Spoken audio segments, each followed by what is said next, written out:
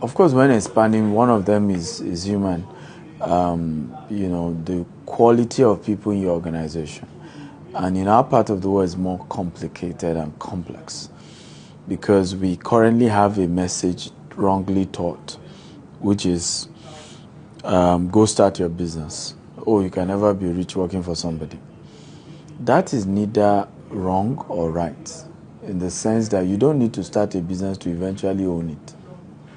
We keep forgetting that many of the people that you call big name today, what really made them scale was not really the company they founded. I'll give you an example. Let's pick a bank, right? Was UBA founded by Tony Lumelu? No. You see my point now. Did Femi Otedola start First Bank?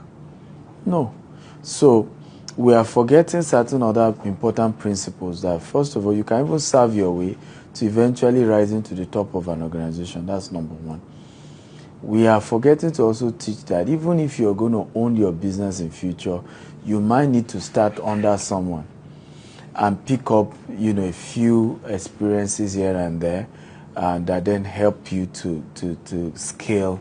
So we have situations whereby some employees are sabotaging the companies they are working for. You can literally enter some companies and you see the employees say, don't mind them, they know they pay well, don't mind them. This one. And you're asking yourself, but even if they are not paying well, but you're still getting something, right? You are not necessarily putting the company in a position to now pay you well by bad-mouthing her. Business owners also have this attitude of, it's my business, right? You employ people, you can't trust them, you can't empower them, you can't develop them, right? You're not investing in training them. Even this month alone, we have 6 of our employees sent to Dubai, all expense paid trip for a women leadership event with Mrs. Awushika, right? In April, we're having almost 50 going to Doha, right? Investing in exposure. And so you can see that it's both parties that has to really adjust, but it begins with you, the leader. And these are some of the things we hope we want to look at. How do you really scale? Because I've shared it before. First staff we sent abroad, all expense paid trip, returned and became so arrogant. Give instruction, he won't obey, come late to work. Eventually we gave him query, he resigned.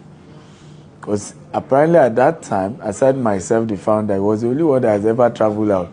And he already felt it was better than the rest of them he returned back to.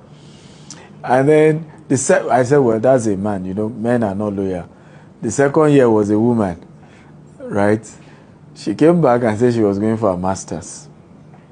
The third year, I decided to send that year alone 50 people all expense paid trip. And a good number of them are still in this company. So I learned there over time that it wasn't the strategy that was wrong. I probably just need to do more, right? Because some will go, some will remain. And also what then happened is, by the time after that third year, most people had traveled.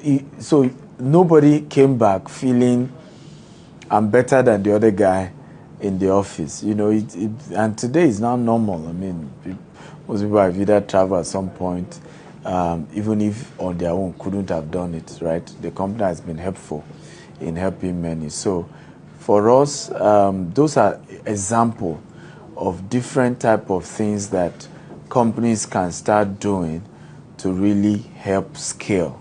You cannot be bigger than the quality of people that work in your organization. The company is as strong as the weakest employee in that company, So that's just one, not to take your time, but there's so many other ones we're going to be sharing. How do you raise funds, right? How do you structure the organization so that people are willing to also invest in your organization?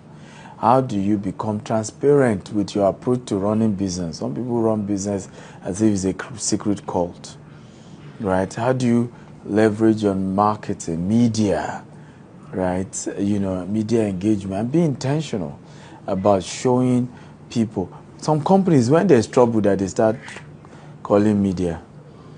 In a 17 years, we've never done press conference over one PR crisis. On our own, time to time, we engage, right? This is what we're doing.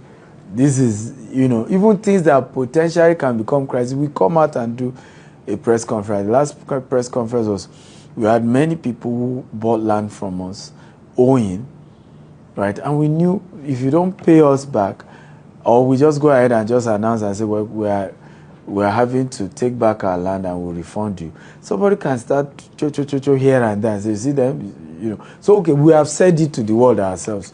If you don't pay us what you are owing us, we can't keep the land for somebody that hasn't paid certain statutory funds.